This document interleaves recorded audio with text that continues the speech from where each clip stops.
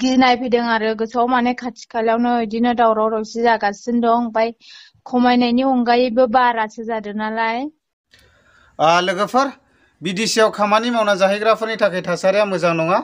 दा दुखुनांथावनि बाथ्राया बेनो जोंनि आसामाव बेबायदिनो गोबांथार इन्डास्ट्रिफोर गैयिनि थाखायनो गुबुन बिदेशियाव खामानि मावना जाहैनो गोनां जानानै दङ। दा गोबाङानो खामानि मावना जाहैनाय दङ, बेजों लोगोसे सोरबा बायदिया न'खर फेमिलिबो थांनानै दंहैयो। आरो बेजों लोगोसे आङो बेखौनो बुंगोन जाहैबाय, सोरबाफोर बेबायदिनो अलखद जाबायदोंब्ला जोंना ब्रादार देरहासार इस्लारिया चेन्नाइ बड' वेलफेयार एस'सिएशननि कन्टेक्ट नाम्बारखौ होनानै दोनदों। गोनांथि जायोब्ला ब्रादार देरहासार इस्लारिनि चेनेलाव थांनानै कन्टेक्ट नाम्बारखौ लाबानो जाबाय। दा आंबो बेजों लोगोसे बिदेशियाव थाहैनाय माखासे मानसिफोरजों आं रायज्लायनो नागिरदों कल खालामनानै। नोंथांमोनाबो खोनासंफालां बबे खनाजों मा रोखोम जानानै दं नोंथांमोना खोनालांगोन आरो ना। अब्ला नोंथांमोनाबो खोनासंफालांनो हागोन। हेल'। हेल'। मा खालामदों दालाय? नै ओंखाम जानानै दसे रेस्ट खालामदों।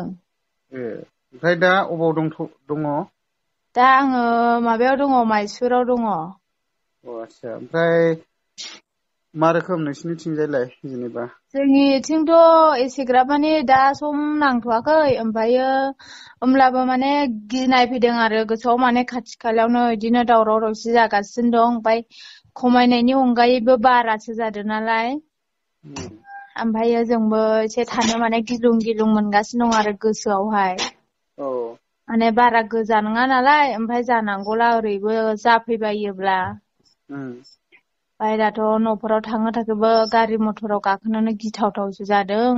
ओमफ्राय दा इदिनो दङ आरो जों गिलुं गिलुं माबाखौ लानानै, गोसोखौ लानानै ओरैनो दा गाव गावनि डिउटियावहाय नांनानै दं आरो। ओरैनोथ' फेमिलि लानानै बहुद दंहैयो नामा? फेमिलि दङ, गोबां फेमिलि दङ।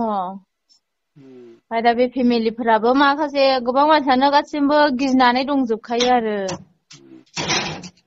दा बेनो जेरावखि आरो थाया ओंखारला ओंखारलि खालामलाबायनो नाङा बायराफ्रावहाय। ओमफ्राय ओंखारनायालाय ओंखाराखै, माने गिगासेंखा।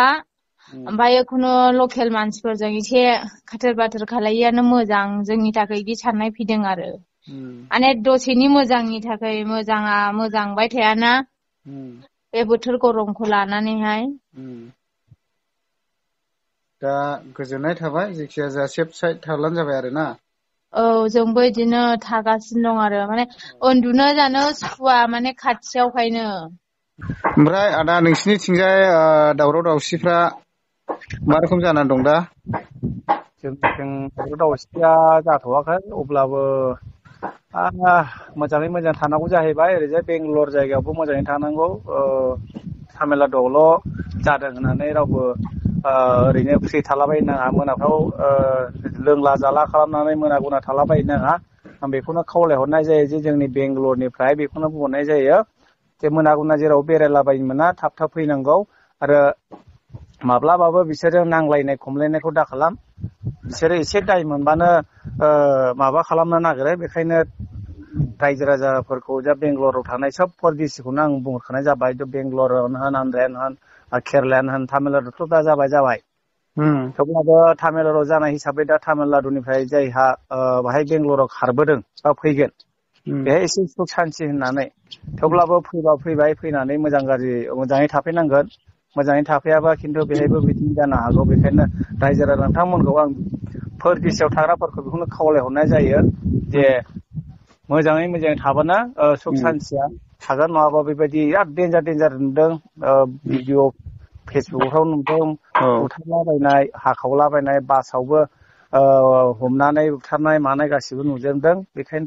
बेखायनो आं बुंहरनाय जायो रायजो राजा नोंथांमोनखौ परदेशियाव थाग्राफोराव गासिखौबो बुंहरखानाय जाबाय। लोंला जाला थायालासे, मोना गुना थायालासे नोंथांमोनहा थाबैनो फै आरो मालायफोरजों दावराव दावसि दा खालाम। आरो परदेशियानो होन, जोंनि बेंगालर जायगायानो होन। ओमफ्राय दा आदा नोंसिना कर्नाटका स्टेटमोन नामा नों थानाया? औ। ओमफ्राय जेखिया जा आदाया बुंखाबाय जिथुनाखि बिदेशियाव मावना जाग्राफोर ओंखारला ओंखारलाय खालामनाङा आरो। हेल'। ओमफ्राय माथो खालामदों? नै ओंखाम जानो नागिरदों। ओमफ्राय दावरावफ्रा मा रोखोमथो जादों? नोंसिनि कर्नाटका स्टेट दा? औ, जोंनिया माबायावसो बेंगालर माबा निबांग्ला। आंजोंबो रायलायगासिनोखा। बायसान्सआव न'आव थांनांगौ जायोला थांनायरा होनदों।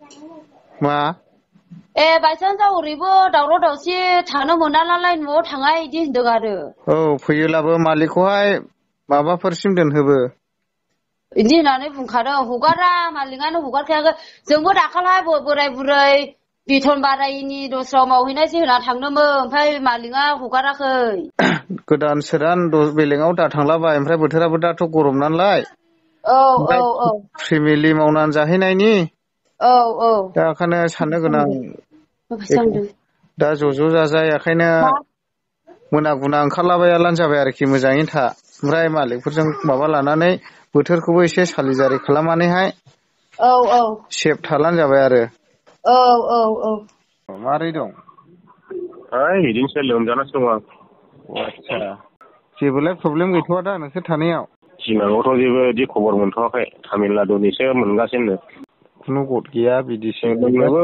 थिग गैया बिसोर एखे जाथिजों जोबजाखायोना मा खिन्थु सोलोंनोबो थिग गैया बिसोर एखे जाथिजों जोबजाखायोना केरेलानि बे कर्नाटकनि तामिलनाडुनि तेलेंगानानि आन्ध्र प्रदेशनि बिसोरखौ एखे जोबजाखायोरा बिदा फंबायनि फिसा बिदा फंबाय बायदि गोजाखा दा गोबाङानो साननो हागौ है जोंनिथिंजाय बेंगलरावहाय नांस्लाबनाय नङा बे कर्नाटका स्टेटफ्राव माफ्राव नांफैनाय नङा साननो हागौ एक्सुवेलि बिदिसि हिसाबै बयबो साबधान थानायानो मोजां सेफ साइड थानायानो आं खोनानाय बायदिब्ला बेंगलराव नांहांसो खोनादों सोरबा मेसेज हरदों होननानैहाय दा बेनोथ' दा माखासेफोरजों रायज्लायहरब्लासो मिथिसिगोन दा हजोंनिबो तामिलनाडुनिबो गावसोर खोन्थाहरनाय बायदिब्ला बे गावबा गाव मालिकफोर बारहोहरनाला गावसोर गोजा थांनो हाखाया दा बेनोथ' खिन्थाहरनाय बायदिब्ला बे गावसोर गोजा थांबाथाय हिन्दी अलानो होखायो हिन्दी रायज्लायग्रा लानो